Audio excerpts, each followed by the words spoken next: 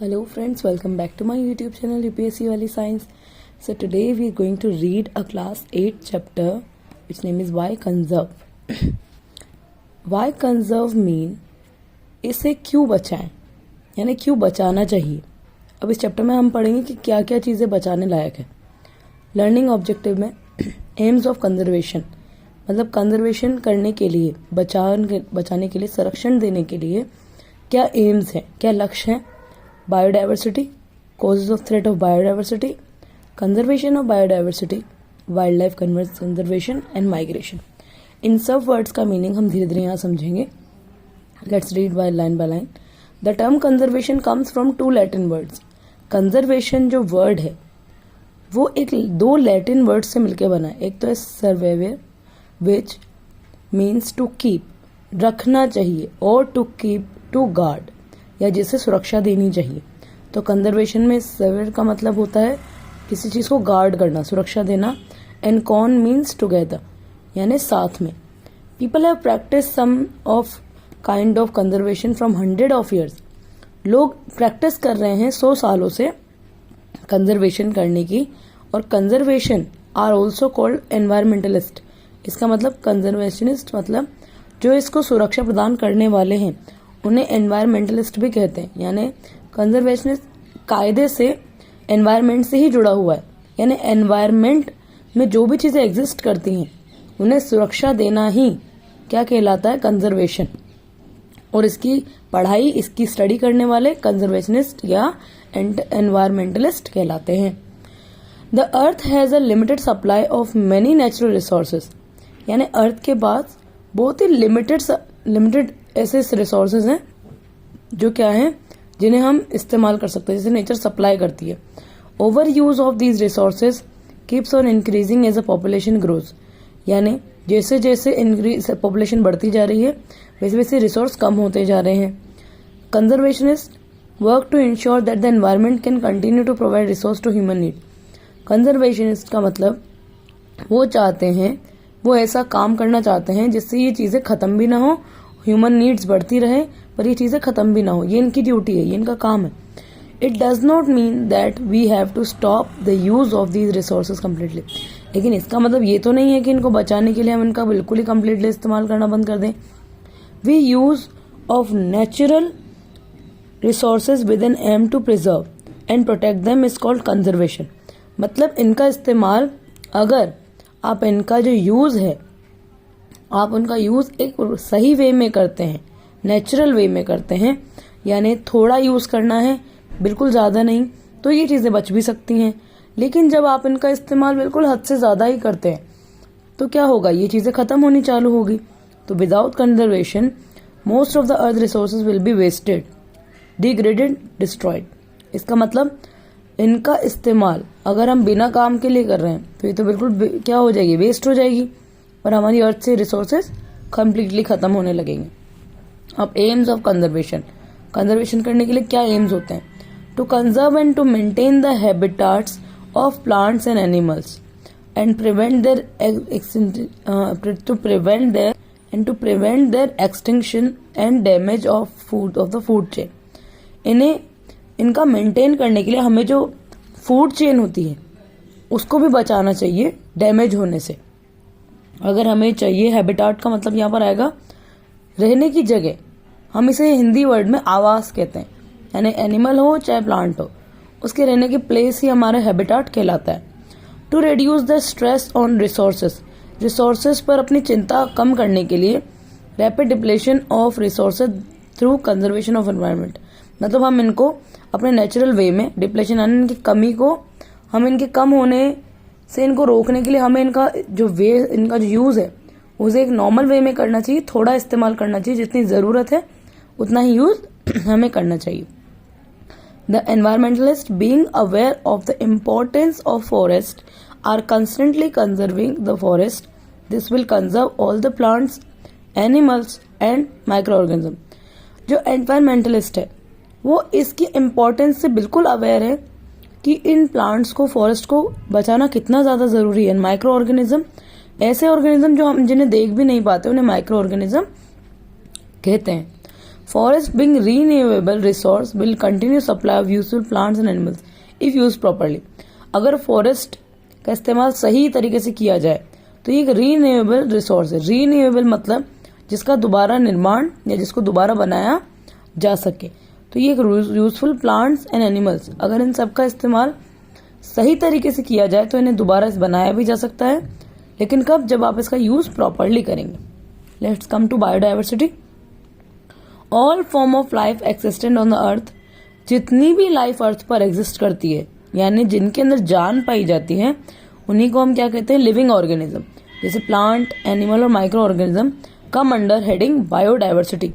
Biodiversity का हिंदी में meaning है जैव विविधता, यानी जिनमें अलग अलग जीवों में जब जीवन पाया जाएगा, अलग अलग चीजों में जीवन जब पाया जाता है तो उसे हम बायोडाइवर्सिटी कहते हैं। Okay, the variety of life from includes flora, फोना and micro organism. Flora fauna means animal part and plant part. In India, about the 1/5 of the area under forest cover with immense wealth and wildlife. India का 1/5 यानी 1/5 area forest के अंदर आता है, wild life के अंदर आता है। द हैबिtat they live in a vary from high mountains to deep oceans and desert. In habitats में कौन कौन रहते हैं?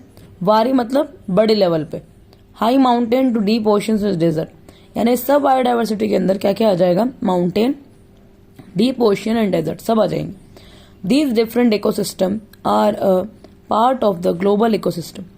इकोसिस्टम लिविंग ऑर्गेनिज्म से मिलकर बनता है इकोसिस्टम, और maximum biodiversity occur in the forest. ज्यादा से ज्यादा जो डाइवर्सिटी है, बायोडाइवर्सिटी, वो फॉरेस्ट में ही मिलती है, क्योंकि फॉरेस्ट में ही एनिमल भी रहते हैं और वहां पर बड़े बड़े प्लांट्स भी रहते हैं और माइक्रो ऑर्गेनिज्म भी रहते हैं। इसीलिए maximum biodiversity occur in forest.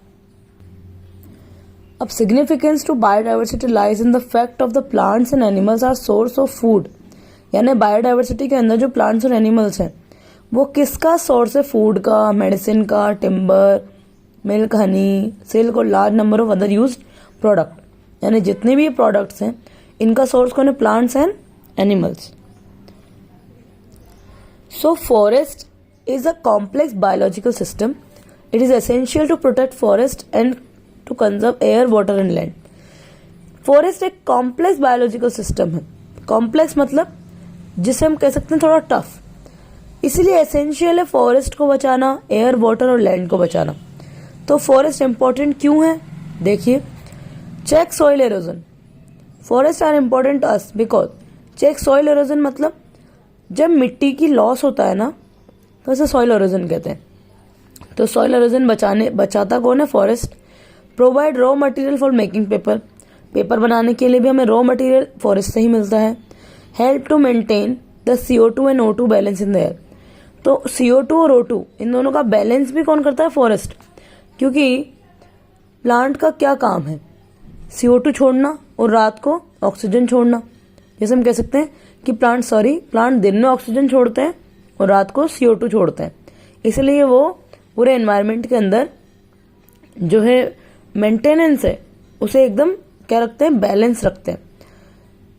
Provide would for making house and make furniture. ये तो हमें अच्छे से पता है कि हमारे हाउस में जो फर्नीचर लगता है और जो लकड़ी काम आती है फॉरेस्ट से ही आती है। Provide food and medicine. Provide home and food to wildlife. यानी वाइल्ड लाइफ यानी जो जंगली जानवर है उनके लिए भी फूड कौन प्रोवाइड करेगा? ये क्या करेगा? ये फॉरेस्ट ही करेगा, क्योंकि फॉरेस्ट में जो हम कह सकते हैं जो हर्बीवोरस है यानी हर्ब्स खाने वाले जो एनिमल हैं वो इन्हें खाकर अच्छे हेल्थ अपनी बिल्ड करते हैं, और उनका सेवन कौन करता है यानी उनको कौन ईट करता है? Wildlife animals. इसीलिए ये लाइन यहाँ पर यूज हुई है। Now next is causes of threat to biodiversity. यानी बायोडाइवर्सिटी के खतरे के क्या कारण है? तो some of the reason for the decrease in the number of some living species are habitat destruction, depletion of food, killing animals for food. इसका मतलब habitat destruction मतलब पेड़ों को काट कर वहां पर लैंड बना दिया जा रहा है। डिप्लेशन फूड, इसकी वजह से खाना भी कम पड़ता जा रहा है। किलिंग एनिमल्स फॉर फूड, उन एनिमल्स को अपने खाने के लिए मार दिया जाता है। एंड अदर प्रोडक्ट ऑल्सो, जैसे हम हाथी का एग्जाम्पल ले सकते हैं। हाथी के दांतों का बहुत बड़ा एक बिजनेस है, जिसे हम आइवरी कहते हैं, हाथी दांत। हाथी के दांतों को यूज करने के लिए हाथी को मार दिया जाता है। और लायन होता है, टाइगर है, इनकी स्किन के लिए भी इनको मार दिया जाता है। इसी वजह से यहाँ पर आया killing animals for, it's not about food, it's about the it's a part of fashion, we are calling that. लोग अब इसको एक फैशन बनाते जा रहे हैं। And climatic change, presence of exotic species, pollution. अब जब फॉरेस्ट ही कट जाएगा तो पॉल्यूशन तो ऑटोमेटिकली पैदा होगा, क्योंकि पॉल्यूशन को कम करने के लिए प्लांट्स का एक बहुत बड़ा रोल होता है। Next is destruction of habitat. अब हम हर एक टॉपिक पर पढ़ते जाएंगे। Extinction of most of the species from 1000 CE to 2000 CE are due to destruction of plants and animal habitat by man. यानी 1000-2000 CE पर जो स्पीशीज पाई जाती थी उस समय, वो अब खत्म होती जा रही है, क्योंकि उस टाइम जो प्लांट्स और एनिमल्स पाए जाते थे वो अब खत्म होते जा रहे हैं, खत्म हो ही गए हैं एक तरीके से, क्योंकि इंसान उसका इस्तेमाल अपने मतलब के लिए करने लगा। Forest which are the house या which are the home to large fauna and flora are cut down. इसका मतलब जो लार्ज अमाउंट पे प्लांट्स और एनिमल्स पाए जाते थे उनको कट कर दिया गया। The indiscriminate feeling of trees for various reason is called deforestation. Deforestation का मतलब क्या होता है? जब ट्रीज को हम बिना किसी रीजन के काट देते हैं। फोना का मतलब है यहाँ पर all animals which are in the natural surrounding and are not domesticated looked after by man. Wild मतलब फोना का मतलब जिसमें सारे एनिमल्स का एग्जिस्टेंस है, और फ्लोरा का मतलब जिसमें सारे प्लांट्स का एग्जिस्टेंस है। Nearly half of the world tropical rain forest have been destroyed over the last 50 years। 50 सालों से जो प्लांट्स जिनकी वजह से, जिन फॉरेस्ट की वजह से बारिश होती थी, वो इनकी वजह से, मतलब हमारी काटने की वजह से खत्म होता गया। Deforestation is done due to the following reason. Deforestation क्यों किया जाता है? फॉर माइनिंग, खुदाई के लिए। यूजिंग लैंड फॉर एग्रीकल्चर, उस लैंड का इस्तेमाल किसके लिए करना? खेतीबाड़ी के लिए। फॉर बिल्डिंग हाउस, घर बनाने के लिए। एंड फॉर फर्नीचर और using wood as fuel and many other purposes like making papers. Paper बनाने के लिए और फर्नीचर बनाने के लिए, लकड़ी का इस्तेमाल चूल्हा जलाने के लिए, इसके लिए इन सब डिफॉरेस्टेशन की ये सब रीजन है। और मेकिंग फर्नीचर और using wood as a fuel and many other purpose like making papers. इसका मतलब ये सेम ही लाइन है, यानी हमारे घर में जितना भी मटेरियल आप देख पा रहे हैं फर्नीचर का, वो लकड़ी काट कर ही बनाया गया। और जिस पेपर पे अभी हम पढ़ाई कर रहे हैं वो भी फॉरेस्ट की देन है। Next is there are also consequences of deforestation besides causing harm to the wildlife. और भी रीजन है डिफॉरेस्टेशन करने के, जिससे उससे क्या अफेक्ट होगा? These are soil erosion, food, drought and landslide in hilly areas. Overgrazing by cattle and other animals are also harm the living being and leaves the soil open for erosion. Overgrazing मतलब जब ज्यादा चराई, जब जानवर ज्यादा चरने लगता है तो क्या होता है? जो प्लांट है वो अपनी रूट से जो स्ट्रेंथ है उसको ढीला करता जाएगा, और उससे क्या होगा? मिट्टी की जो पकड़ है रूट पर वो भी ढीली होती जाएगी, तो सॉइल इरोजन बढ़ता जाएगा और डिफॉरेस्टेशन भी बढ़ता जाएगा। It leads to loss of humus and makes the soil infertile and unproductive. जिसकी वजह से क्या होगा? जो सॉइल अपना ह्यूमस, अपनी नमी खो देगी, और सॉइल जो है इनफर्टाइल हो जाएगी और अनप्रोडक्टिव। इनफर्टाइल और अनप्रोडक्टिव का मतलब होता है कि अब वो न तो कोई बीज को या अब न तो किसी पौधे को पैदा होने देगी और कोई प्रोडक्ट भी नहीं बिल्ड होने देगी। Next is food security. Animals are killed for food. Today almost all marine turtles are indexed as they are killed for meat. इसका मतलब एनिमल्स को मारा जा रहा है किसके लिए? फूड के लिए। जैसे जितने भी मराइन टर्टल्स हैं वो किसके लिए मार दिए जाते हैं? मीट की वजह से। उनका शेल का इस्तेमाल करते हैं ज्वेलरी, कॉम्ब और सनग्लासेस बनाने में। Fishing also result in the decline of population और फिश। इसका मतलब फिशिंग भी इसलिए की जाती है क्योंकि पॉपुलेशन इतनी बढ़ती जा रही है कि लोग फिश को खाना इतना ज्यादा प्रेफर कर रहे हैं, इस वजह से फिश की पॉपुलेशन भी कम होती जा रही है। Cod fish was banned in Canada in 1990s as their name decreased dangerously. Canada के अंदर फिशिंग करना यानी फिश को मारना या फिश को कैप्चर करना बंद कर दिया गया 1990s में, क्योंकि इनका लॉस बहुत ज़्यादा डेंजरसली इनका लॉस होता जा रहा था. Hybridization for a better crop yield और food yield and better breed in agriculture and livestock farming has been adopted in large scale. अब आप सोच रहे होंगे हाइब्रिडाइजेशन का क्या मतलब है.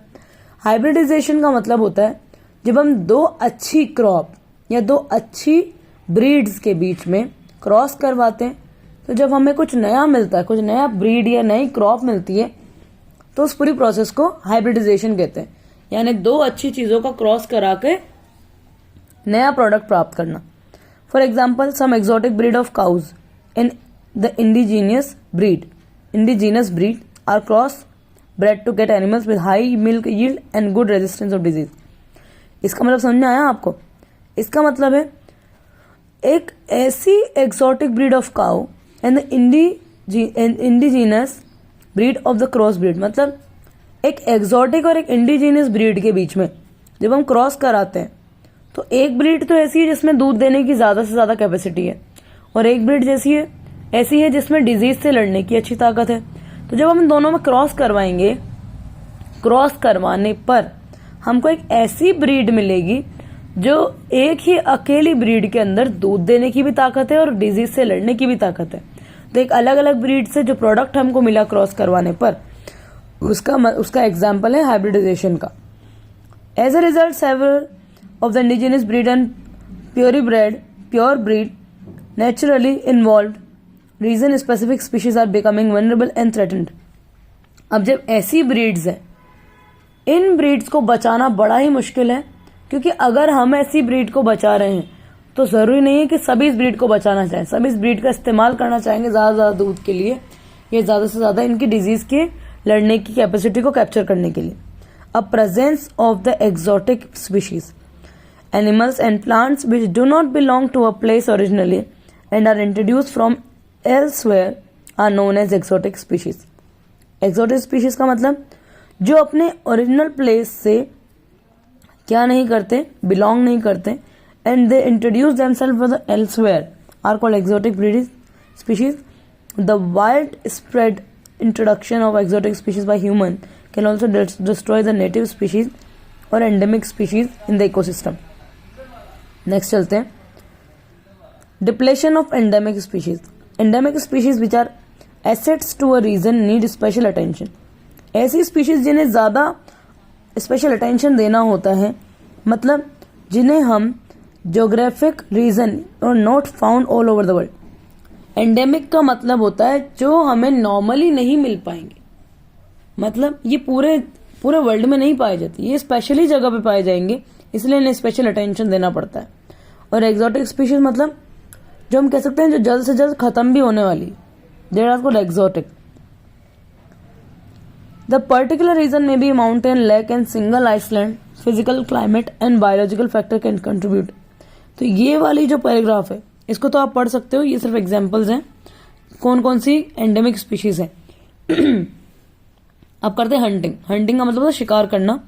Hunting of tigers, elephant, rhinos, leopard, whales, seals, etc. for hide the skin.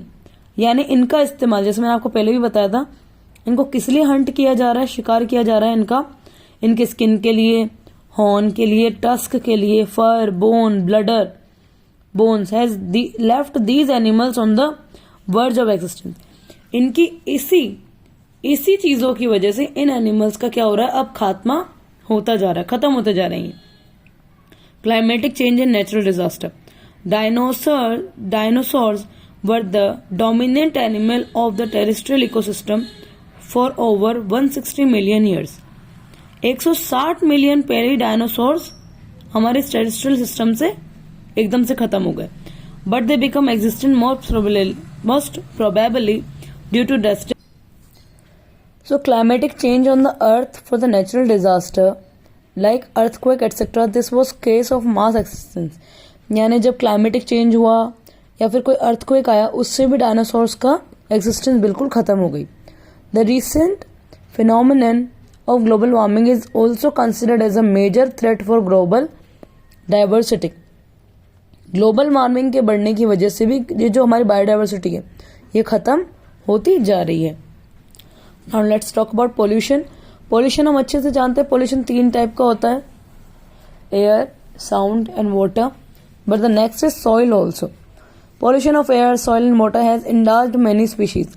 In pollution की वजह से ही स्पीशीज का भी क्या हो रहा है, स्पीशीज एकदम डिक्रीज भी होती जा रही हैं, जिसे हम कह सकते हैं कि excessive use of chemical like DDT has killed several birds like pelicans, factory pipes pour poisonous things into river. इसका मतलब है कई फैक्ट्रीज में ऐसा केमिकल बन रहा है जो ऐसी सेवरल बर्ड्स को मारता जा रहा है, जैसे एग्जांपल पेलिकन। इन केमिकल की वजह से कई बर्ड्स की स्पीशीज आज खत्म भी हो गई, जिनका नाम भी हम नहीं जानते। एक एक्सेसिव हम कह सकते हैं फैक्ट्री में जो पॉइजन बनता है वो रिवर में छोड़ दिया जाता है, जिसकी वजह से क्या होता है, जो वाटर के अंदर रहने वाले एनिमल्स हैं उनके अंदर क्या होता है, पॉइजन बढ़ता जा रहा है और वाटर बॉडीज भी कैसी पॉइजनस होती जा रही है। This cause eutrophication. Eutrophication is responsible for a large scale ending out of the aquatic life. यानी जब रिवर के अंदर तो सारा पॉइजन छोड़ दिया जाएगा तो रिवर के अंदर जो एनिमल पाए जाते हैं वो भी तो खत्म होते जाएंगे, जैसे river dolphin of the Amazon, Ganga and the other river are threatened by water pollution from chemicals. They are also harmed by noisy engine and splashing propellers. इसका मतलब इन रिवर्स के अंदर लार्ज अमाउंट में पॉल्यूशन जाता है जो कि एक केमिकल है, जिसकी वजह से क्या होता है, इनमें नॉइसी इंजन और स्प्लैशिंग प्रॉपर्स यानी ऐसे मशीनें लगा दी जाती है जिससे पानी के अंदर गंदगी बढ़ती जाएगी और पानी कैसा होता जाएगा, गंदा होता जाएगा। Now conservation of biodiversity. Biodiversity को हम कैसे बचा सकते हैं, तो बायोडाइवर्सिटी के अंदर 2 मेन चीजें आएंगी, एक तो आएगी वाइल्ड लाइफ और एक फॉरेस्ट। वाइल्ड लाइफ यानी जंगली जानवर सारे, और फॉरेस्ट यानी सारा का सारा जंगल के अंदर जो भी प्लांट्स वगैरह पाए जाते हैं। अब कंजर्वेशन ऑफ फॉरेस्ट, आपने क्लास 7 में पढ़ा that forest in human life, हमारे ह्यूमन लाइफ में फॉरेस्ट की कितनी बड़ी इंपॉर्टेंट है, क्योंकि फॉरेस्ट के अंदर जो प्लांट्स और वो जो बड़ी ट्रीज पाई जाती हैं वो हमारा लंग है, क्योंकि हमारा नेचर का लंग है। क्योंकि नेचर का लंग मतलब वो नेचर जो हमें प्योर ऑक्सीजन प्रोवाइड करवाता है, अगर उसी का हम कंजर्वेशन नहीं करेंगे तो हम ज्यादा समय तक जी नहीं पाएंगे। We can describe forest as well as organize communities of flora and fauna on the earth. Flora fauna का एक कंप्लीट ऑर्गेनाइजेशन सीधा का सीधा अर्थ से कनेक्टेड करता है और अर्थ कनेक्ट करती है फॉरेस्ट से। कॉज ऑफ डिफॉरेस्टेशन, डिफॉरेस्ट होने के क्या कारण है वो हम पढ़ चुके हैं। पहला, human being cutting trees. Human beings अपने मतलब के लिए ट्रीज को कट करता ताकि उसे लैंड मिल जाए, वो उस पर खेती कर सके या वो उस पर घर बना सके। दूसरा, माइनिंग कर सके, और तीसरा, उससे अपना फर्नीचर रेडी कर सके। नेक्स्ट पढ़ते हैं अपन natural causes of deforestation. Forest fires, मतलब फॉरेस्ट में जो आग लग जाती है वो भी डिफॉरेस्टेशन है। Severer drought, floods, earthquake and landslides, pest and viral and fungal disease of the plant. जब प्लांट के अंदर फंगल डिजीज भी होने लगता है तो भी क्या होता है, डिफॉरेस्टेशन बढ़ता जाता है। नेक्स्ट, कॉन्सिक्वेंसेज ऑफ डिफॉरेस्टेशन, यानी क्या कारणों से डिफॉरेस्टेशन हो जाएगा अगर हम उसे रिलेट कर दें नेचर से। तो ग्लोबल वार्मिंग, जब एनवायरमेंट के अंदर, एटमॉस्फेयर के अंदर कार्बन डाइऑक्साइड बढ़ जाती है उसे ग्लोबल वार्मिंग कहते हैं। दूसरा, चेंज इन क्लाइमेट, क्लाइमेट में चेंजेस होने की वजह से यानी क्लाइमेट के बढ़ते घटने की वजह से भी डिफॉरेस्टेशन होता है। Desertification, the felling of trees cause changes in the physical property of soil, the water holding capacity of soil changes and the level of subsoil water is lowered making the topsoil layer dry। यानी जब ज्यादा से ज्यादा पेड़ वहां पर खत्म होते जाएंगे तो क्या होगा, जो टॉप सोइल है यानी सॉइल का सबसे ऊपरी हिस्सा, सबसे ऊपरी लेयर को टॉप सोइल कहते हैं, जो सबसे ज्यादा फर्टाइल होती है। तो जैसे जैसे प्लांट हटते जाएंगे टॉप सोइल अपनी कैपेसिटी खोता जाएगा और वो किस में चेंज हो जाएगा, वो डेजर्ट में चेंज होने लगेगा। Next is draft, disturbed water cycle, reduced rain and lowering of water table due to removed of trees called frequent drought, यानी सूखा पड़ना। सॉइल एरोजन एंड फ्लड्स, ये मैं आपको बता ही चुकी हूँ। जब हम प्लांट्स को कट करते जाएंगे तो जो रूट है उसकी कैपेसिटी क्या होगी, कम होती जाएगी सॉइल को पकड़े रखने के लिए, क्योंकि सॉइल आपने जब कभी किसी प्लांट को ऐसे उखाड़ के देखा होगा तो आप देखते हैं कि जो रूट है उसके अंदर एक मिट्टी ऐसे जकड़ी हुई होती है। तो अगर हम प्लांट को ही काटते जाएंगे तो रूट अपनी कैपेसिटी खोता जाएगा मिट्टी को पकड़े रखने की, तो क्या होगा, सॉइल एरोजन होता ही जाएगा, लॉस ऑफ वाइल्ड लाइफ। अब जैसे प्लांट कट जाएंगे तो एनिमल्स के पास फूड ही नहीं बचेगा खाने के लिए, तो क्या होगा, वाइल्ड लाइफ भी खत्म होती जाएगी। क्योंकि अगर शेर को हर्बीवोरस यानी हर्ब खाने वाले एनिमल ही नहीं मिलेंगे तो शेर भी तो मर जाएगा। डिप्लेशन ऑफ रिसोर्सेज, अब ये जितने भी रिसोर्सेज हैं जैसे कि हम कह सकते हैं forest provide with a variety of essential communities like food. Forest हमें क्या क्या प्रोवाइड करता है, food, fodder, firewood, fruits, fibres, medicine, aromatic oils. Aromatic oil मतलब ऐसे ऑयल जिनमें से खुशबू आती है। They support a variety of human race living in forest. Now management conservation of forest conservation and management, यानी फॉरेस्ट का कैसे कंजर्वेशन किया जाता है, उसके लिए क्या मैनेजमेंट है। Let's see. Conservation of forest is required to ensure regular supply of forest product along the maintaining ecological balance. यानी अगर फॉरेस्ट को हम रेगुलरली वो चीजें प्रोवाइड कराएं जिससे फॉरेस्ट बना रहे, यानी फॉरेस्ट एक मेंटेन रहे, तो इसके लिए हमें फॉरेस्ट को सारे न्यूट्रिएंट देने होंगे और फॉरेस्ट को कटने से बचाना होगा, तभी तो फॉरेस्ट जाके इकोलॉजिकली बैलेंस होगा। और ये हम कैसे अचीव कर सकते हैं, इन चीजों को अडॉप्ट करके।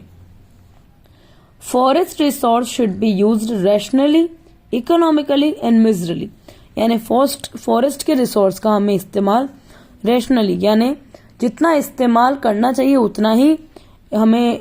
जैसे मान लो हमें किसी चीज की जरूरत सिर्फ 100 ग्राम है, तो आप उसका इस्तेमाल 500 ग्राम के लेवल पे नहीं करते हुए सिर्फ 100 ग्राम ही इस्तेमाल करेंगे। और इकोनॉमिकली और माइजरली मतलब जिससे इकोनॉमिक यानी आसपास के लोगों को भी कोई परेशानी ना हो और उनके लिए भी वो चीज प्रोवाइड हो सके। Alternative source of fuel wood should be explored.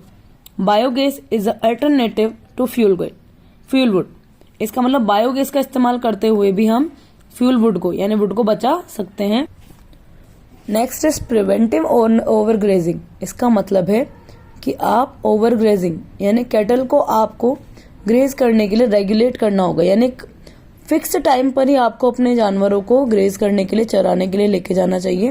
Protection from fire, paste and disease, पूरे फॉरेस्ट को प्रोटेक्ट करना होगा फायर से, पेस्ट यानी कीड़े मकोड़ों से और बीमारियों से। इसके लिए आपको फॉरेस्ट के अंदर फंगीसाइड्स का छिड़काव, यानी फंगीसाइड का मतलब ऐसी दवाई जो फंगस को मारने में काम आती है, उसे फंगीसाइड कहते हैं। Next afforestation.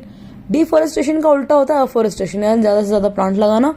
जनरल अवेयरनेस यानी लोगों में जागरूकता पैदा करना, लोगों को अवेयर करना कि फॉरेस्ट का कंजर्वेशन करना कितना ज्यादा जरूरी है। अब ये तो बात थी फॉरेस्ट कंजर्वेशन की। अब हम बात करते हैं वाइल्ड लाइफ कंजर्वेशन की। तो wildlife basically refers to organism living in the natural habitat, यानी नेचुरल हैबिटेट में जो एनिमल्स या ऑर्गेनिज्म रहते हैं उन्हें हम वाइल्ड लाइफ के अंदर आने वाले एनिमल्स कहते हैं। जैसे कि एलिफेंट हुआ, टाइगर हुआ, ये सब डेंस फॉरेस्ट यानी घने जंगलों में रहते हैं। Crocodile, alligator in natural water bodies and trees and shrubs in jungle. अब wild life depletion, wild life में ऑर्गेनिज्म जो लिविंग ऑर्गेनिज्म है वो कम क्यों पड़ते जा रहे हैं। हैबिटेट लॉस मतलब उनके रहने के लिए जगह ही नहीं है, क्योंकि लोग इतने प्लांट्स काटे जा रहे हैं कि एनिमल हमसे डरता है, इसीलिए वो वहां से हटकर अब शहरों में जा रहा है, क्योंकि उनके रहने की तो जंगल आपने अपने इस्तेमाल के लिए काट दिया, तो अब एनिमल्स के रहने की तो जगह ही नहीं है। इसीलिए एनिमल आपको कभी कभी शहरों में दिखता है और ये आने वाले समय में बिल्कुल दिखेगा।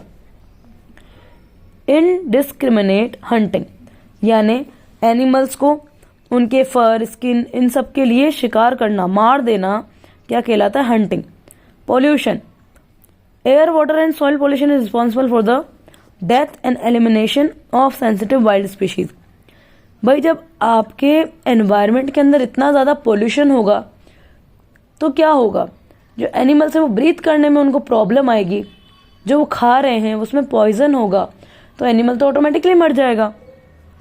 इसीलिए तो वाइल्ड लाइफ स्पीशीज इतनी जल्दी खत्म होती जा रही है। थ्रेटेंड स्पीशीज, अब हम उन स्पीशीज के बारे में बात करेंगे जो खतरे में है, यानी ऐसी स्पीशीज जो अब बहुत रेयर केसेस में बची।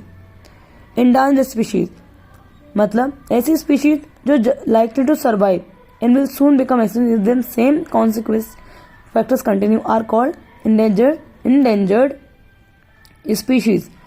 मतलब ऐसी स्पीशीज जो हर जगह सर्वाइव नहीं कर सकती, उन स्पीशीज को एंडेंजर्ड स्पीशीज कहते हैं। जैसे स्नो लियोपर्ड हुआ, इंडियन राइनोसॉर्स हुआ, एशियाटिक लायन हुआ, lion tailed macaque, crocodile and blue whale are some example of endangered species. यानी वो सब स्पीशीज हैं जो अब बिल्कुल खत्म होने की कगार पर है। नेक्स्ट इज वेनरेबल स्पीशीज, ऐसी species to likely to move endangered category in near future, मतलब जो इन फ्यूचर में जाकर खत्म हो जाएंगी। जैसे causative factors continue to operate, chinkara deer, blackbuck, golden langur are examples of vulnerable species. यानी वेनरेबल मतलब वेन्यूरेबल, मतलब हम कह सकते हैं जिसकी बहुत ज्यादा वैल्यू होती है, जो इस कगार पे खड़ी कि वो खत्म होने वाली। नेक्स्ट है रेयर स्पीशीज, ऐसी स्पीशीज जो बहुत कम नंबर में हमें मिलेगी, यानी ज्योग्राफिकल एरियाज में मिलेगी। जैसे गोल्डन कैट हुआ, एलिफेंट हुआ, wild buffalo, Asiatic wild ass are some examples of species this rare species. जैसे ब्लैक बग है, इन राइनोसोर्स हुआ, स्नो लियोपर्ड हुआ, गोल्डन लैंगूर हुआ, एलिफेंट हुआ, वाइल्ड बफेलो। ये जो पिक्चर्स आप देख पा रहे हो ये सब रेयर स्पीशीज में आएंगे, रेयर स्पीशीज में, वेनरेबल स्पीशीज में और इंडेंजर्ड स्पीशीज में। यानी ये स्पीशीज ऐसी हैं जो क्या करेंगी, जिनके लिए लोग इनको मारने तक पे आ जाते हैं, क्योंकि इनके अंदर कुछ ऐसी चीजें हैं जिसका इस्तेमाल इंसान अपने मतलब के लिए करना चाहता है। अब बात आती है रेड डाटा बुक की। रेड डाटा बुक वो रिकॉर्ड कंटेन करता है जिसमें ऐसे एनिमल्स हों जो रेयर हों और जो जल्दी खत्म होने वाले हों, जिनको खतरा है, और वेनरेबल एग्जिस्टेंस वाले जो एनिमल्स होते हैं। ऐसी स्पीशीज के बारे में हम रेड डाटा बुक के अंदर पढ़ते हैं। Red data book being maintain by, किसके द्वारा मेंटेन करते हैं? IUCN स्विट्जरलैंड के द्वारा। Now this is known as World Conservation Union. This book provide information about the distribution and status of certain species। यानी ये बुक हमें किसके बारे में बताएगी? ऐसी स्पीशीज जो खतरे में है और हम इन्हें कैसे बचा सकते हैं उनके बारे में भी हमें गाइड करने में मदद करती है। अब वाइल्ड लाइफ कंजर्वेशन करने के लिए क्या स्ट्रेटेजीज हैं? क्रिएशन ऑफ प्रोटेक्टेड एरियाज, ऐसे एरिया बनाना जो प्रोटेक्टेड हो। Strict laws to regulate hunting, यानी हंटिंग को रोकने के लिए स्ट्रिक्ट लॉज बनाना, कड़े नियम बनाना। और कैप्टिव ब्रीडिंग प्रोग्राम, यानी ऐसी स्पीशीज के सीमन्स का हम क्या करते हैं, इनको सेफ्टी दे दें। जैसे मेल और फीमेल गैमेट जो होते हैं जिसका इस्तेमाल क्या करते हैं, जिसका इस्तेमाल होता है नई ब्रीड बनाने के लिए, उनको भी प्रोटेक्शन देना। अब करते हैं बात प्रोटेक्टेड एरियाज की। Protected areas are undisturbed habitats for animals या वाइल्ड लाइफ। इसका मतलब जैसे आप सेंचुरी जाते हो, नेशनल पार्क जाते हो, यहाँ पर उनको ऐसा एनवायरनमेंट उनके लिए तैयार किया जाता है जिससे उनको लगता है कि हाँ ये मेरा जंगल ही है। इसीलिए आपने पार्क, जू और नेशनल पार्क, सेंचुरी आपने देखा होगा, ये सब बिल्कुल ऐसा दिखता है, बिल्कुल जंगल की तरह, क्योंकि एनिमल को ऐसा एटमॉस्फेयर दिया जाता है जिससे लगे कि ये मेरा ही घर है। Next national park. National park is a protected land area preserved in natural condition to provide natural habitat to wildlife। जैसा कि मैंने आपको बताया, नेशनल पार्क ऐसा होता है जो एनिमल को बिल्कुल अपने घर की तरह फील करवाता है। नेक्स्ट है wild life sanctuaries. Wild life sanctuaries में ऐसे एनिमल्स और बर्ड्स को रखा गया, ऐसे प्लांट्स को रखा गया जो बिल्कुल ही खत्म होने पे हैं। इनके अंदर मैक्सिमम 514 वाइल्ड लाइफ सेंचुरीज हमारे इंडिया के अंदर अकेले 514 वाइल्ड लाइफ सेंचुरीज है, जिसके अंदर क्या किया जाता है, ऐसे एनिमल, प्लांट को और बर्ड्स को सेव किया जाता है जो बिल्कुल एग्जिस्टेंस है, जैसे कह सकते हैं जो इंडेंजर्ड है, डेंजर के अंदर, जिन्हें लोग अपने मतलब के लिए इस्तेमाल कर सकते हैं। नेक्स्ट आती है biosphere reserve. Biosphere reserve specified land area in which multiple use of land is permitted for preserving biodiversity. It is divided into 3 zones. मतलब इसमें बायोडाइवर्सिटी को, इसके अंदर बायोडाइवर्सिटी को प्रोटेक्ट किया जाता है. जैसे कोर जोन हो गया जिसमें ह्यूमन एक्टिविटी परमिटेड होती है. दूसरा बफर जोन, इसमें ह्यूमन एक्टिविटी अलाउड होती है. और मैनिपुलेटेड जोन, इसके अंदर human activities, several human activities, यानी बहुत सी ह्यूमन एक्टिविटीज परमिटेड है. हमारे वर्ल्ड में 669 बायोस्फीयर रिजर्व है और इंडिया के अंदर अगर हम इंडिया को इंक्लूड करते तो 18 है. नेक्स्ट करते हैं हंटिंग रेगुलेशन, कैप्टिव ब्रीडिंग और wild life projection in India. And ये जो पूरा टॉपिक है इसे आप पढ़ सकते हैं. नेक्स्ट बस मैं आपको माइग्रेशन बताऊंगी.